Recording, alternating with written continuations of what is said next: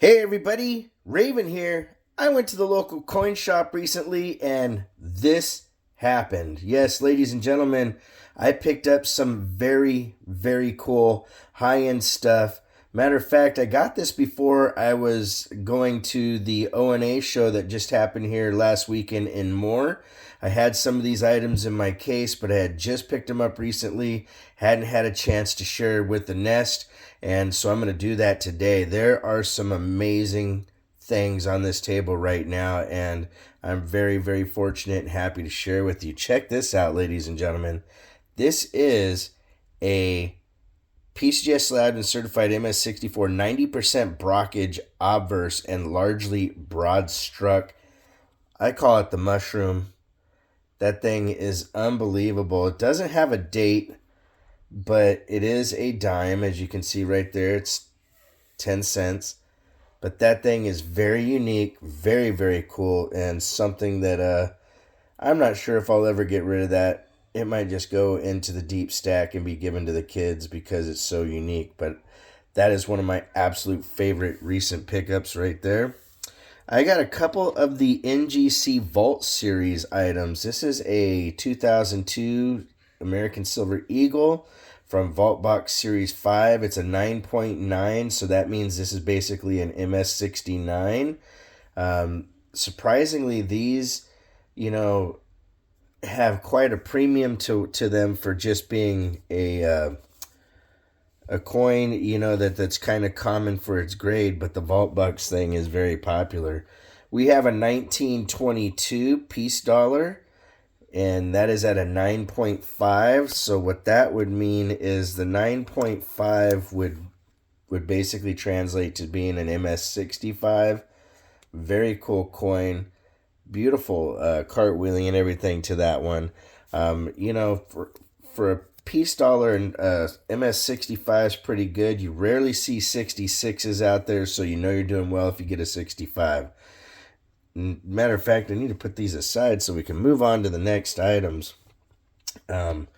We have right here a gorgeous 1882 PCGS Slab and certified Carson City Morgan silver dollar and a MS64. Ladies and gentlemen, that thing is a stunner.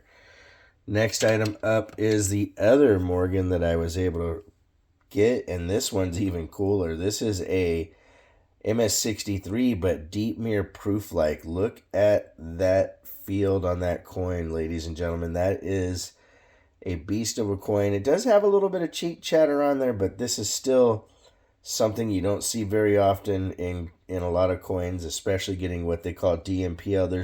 There's proof like, there's DMPL. DMPL is the harder one to get because that means deep mirror proof like, if you didn't already know. Next item up that we got was this beautiful 1946 Walking Liberty mint set, PD and S. This is unbelievable. All brilliant uncirculated red cents, the whole nine. Some beautiful toning happening on some of these nickels here.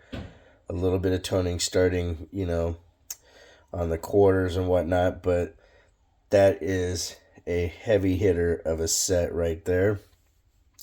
Next up, we have this really nice cap, and these are all in Capital Plastics holders. Right here, 1961, 62, and 63 Franklin half-dollar set. Very cool. Very high grade on these. The cameo that's on some of these quarter reverses are just epic. You even got some cameo on the obverse with the quarters and some of the dimes. So that is a very nice set. I'm probably going to say very nice more than I should, but hey, what do you do, right? Then we have 1947, ladies and gentlemen, mint set. Now for San Francisco, they didn't make the Walker half, so that's why you don't see the third mint mark in there. But beautiful red cents right there. 1947 Walkers are epic. The quarters are gorgeous. The only complaint I have is this nickel right here.